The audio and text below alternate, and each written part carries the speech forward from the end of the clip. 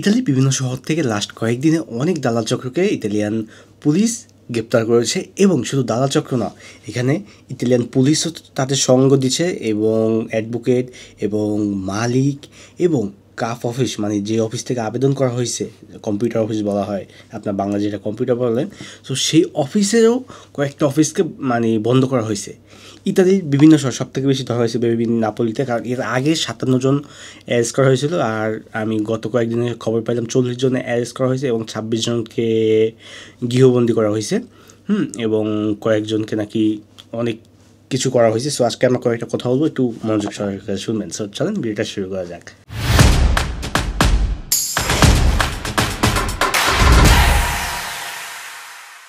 আসসালামাইকুম, আমি নাইম খান, এখন আছি আলবেনিয়াতে। সো এখন আমি মিলান থেকে বলতে পারছি না। সো ওকে, সো রিসেন্টলি ইতালিতে বিভিন্ন শহর থেকে দালাল অ্যারেস্ট হয়েছে এবং বেশিরভাগই অ্যারেস্ট হয়েছে ইতালিয়ানরা। কারণ যেই এই ইতালিয়ান অ্যারেস্ট হয়েছে এরকম না, এর ভিতর দেখেন পুলিশ ষড়যন্ত্র আছে, প্রেফেক্টর লোক ষড়যন্ত্র আছে এবং আপনার কি বলে কাফ অফিস এবং যেই কোম্পানিগুলো আনছে সেই কোম্পানির লোক একসাথে অনেকগুলো লোক ধরা গেছে। এরকম অনেকগুলো ভিডিও রিসেন্টলি টিকটকে ঘুরতেছে, কারণ ইতালির বেশিরভাগ নিউজ মিডিয়ায় টিকটকে ঘোরে এবং ইতালির অনেক বড় বড় পত্রিকায় ওইগুলো হইতেছে।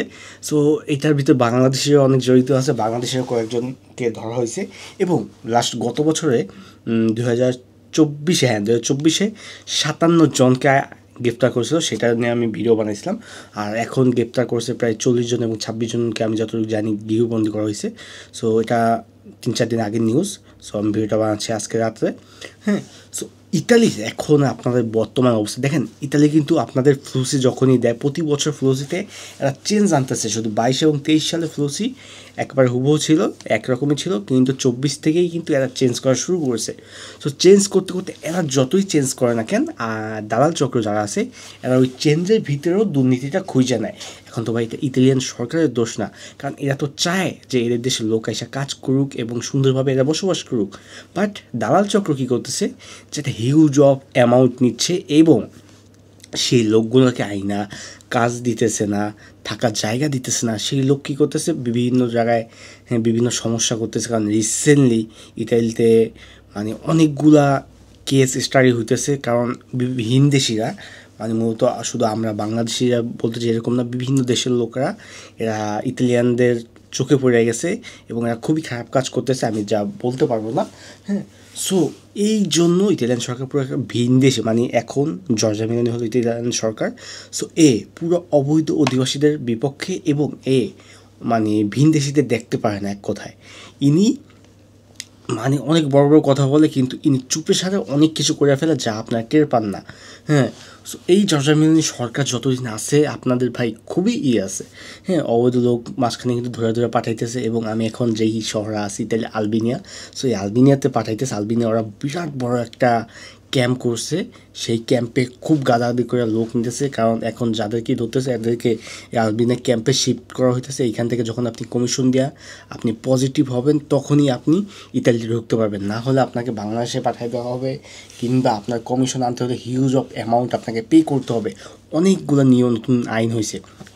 এর মাঝে দেখেন আবার 25-এ কিন্তু লাস্ট ক্লিক ডে হয়ে যাবে, এরপর আরও 3 বছরের ক্লিক ডে এরা অ্যাড করছে, 26, 27, 28। এই 3 বছর আবারও 4,80,000 মতো লোক আনবে আমি যতটুকু জানি। সো দেখেন এরা কিন্তু ঠিকই চাচ্ছে, কারণ এদেশে আদৌ লোকের মানে এরা বলতেছে যে লোকের সংকট আছে, বাট আমার দেখা মতো এখানে কোনো লোকের সংকট নাই। এখানে হাজার হাজার লোক বৈশা আছে এবং ক্যাম্পে কয়েক লক্ষ লোক আছে। এরা যদি আস্তে আস্তে কাগজ পাইছে, এরা যদি বের হয়, এরাদের কাজের সংকট। আর আমার কাছে প্রতিদিন কয়েকশো ইতালিতে থাকে এরকম কয়েকশো মানুষ মেসেজ দিচ্ছে যে ভাই একটা কাজ লাগবে। তো এত কাজের যদি থাকে তাহলে এদেরকে নেয় না কেন? আমার কথা হলো এইটা, এরাও তো এদেশের লোক, আপনি একটা লোক আনলে কি তাদের তো কাজই করাবেন, তাই না? এরা তো কাজের জন্য এই দেশে আসে, এই দেশে এদের তো কাজের জন্য বৈধতা দেওয়া হয়েছে, তাহলে এরা কেন কাজ করতেছে না? সো সব কথা এক কথা হলো, মেন কথা হলো খেপসে এই যে এদেরকে অ্যারেস্ট করছে এই জন্যই যেটা দুর্নীতিতে দিছে। কারণ একটা ইতালিয়ান সরকার একটা লোকের পিছনে খরচ হয় কত, আপনার 200 থেকে 250 ইউরো যায় আবেদনে, কারণ একটা উকিলের খরচ আছে, উকিল আবেদন করে সেই উকিলের খরচ এবং 16 ইউরো একটা মার্কাদি বলল লাগে, এটা হলো আবেদনে। তারপর আপনার পেরিফুত্রা করতে যখন নুরস্থ হয়, নুরস্থ নিয়ে আপনার পেরিফুত্রা করতে হয়, এবং এটা বিএসএফ গ্লোবাল একটা খরচ আছে। ইন টোটালি আপনার যদি সকল খরচ ধরেন না, 4 থেকে 5 লাখ টাকা আপনার খরচ যায়, আপনার প্লেন ভাড়া সহ। তো 4 থেকে 5 লাখ টাকা খরচ যায়, সেখানে এরা লেনদেনে নিচ্ছে মানে প্রায় 15 থেকে 20 লাখ টাকা নর্মালি এরা নিচ্ছে। সো এটা ইটালিয়ান সরকারের, ওদের তো ওরা তো এটা নিচ্ছে না। আমরা তো ওদের তো একটা বদনাম যে আমরা এই দেশে যাওয়ার জন্য এতগুলো টাকা খরচ করতেছি। ওরা কেন এই টাকাটা যদি ওরা নিজেরা অফিসিয়ালভাবে নেয়, তাহলে তো ওদের রাজস্বটা বাড়লো, তাই না? তো এই জিনিসটা, এই দুর্নীতিটাই ইতালিয়ানরা পছন্দ করে না। দেখেন ভাই, ইতালি খুব মানুষজন খুবই সাদাসিধা। হ্যাঁ, এদের সাথে চলছি অনেকটা ভাই, এদের সাথে আপনি ভালো ব্যবহার করবেন, আপনি এদের থেকে ভালো কিছু পাবেন। কিন্তু আমরা নিজেরা আমাদের এইগুলো রাখতেই নেই। অন্য সব দেশ দেখেন, শুধু বাংলাদেশ, পাকিস্তান, নেপাল, হ্যাঁ, ইন্ডিয়া, এই কয়টা দেশ মানে এশিয়ার দেশগুলোই বেশিরভাগ হলো ঝামেলা করে। অন্য সব দেশে থেকে লোক সুন্দরভাবে আসতেছে, এরা কাজ করতেছে, এরা আবার হ্যাঁ ডকুমেন্টও পাইতেছে। হ্যাঁ, কিন্তু বাংলাদেশে এই যে দুর্নীতি আমাদের চোখে পড়ে গেছে, জর্জা মিলনির চোখে 2023-এই দুর্নীতি চোখে পড়ে গেছে। 2023 থেকে কিন্তু জর্জা মিলনি বাংলাদেশের উপরে খেপে আছে, বাংলাদেশকে রেড জোনে রাইখা আবেদনের সুযোগ দিছে। সো এটা অনেক, সো দালাল চক্র ছাড়া ইতালিতে আসার কোনো ওয়ে নাই, এটা আমাদের মানতে হবে। সো এখন এখানে থেকে যেহেতু জাস্ট 2025-এর কয়েকদিন আগে ইতালিয়ান গভর্নমেন্টের লোক আমাদের বাংলাদেশে গেছে, আমাদের স্বরাষ্ট্রমন্ত্রীর সাথে বৈঠক হয়েছে, তারা বলছে যে গভর্নমেন্টের মাধ্যমে কোনো একটা জিনিস আসতেছে, 26 সালের যে ফ্লুসি আসবে সেইটা।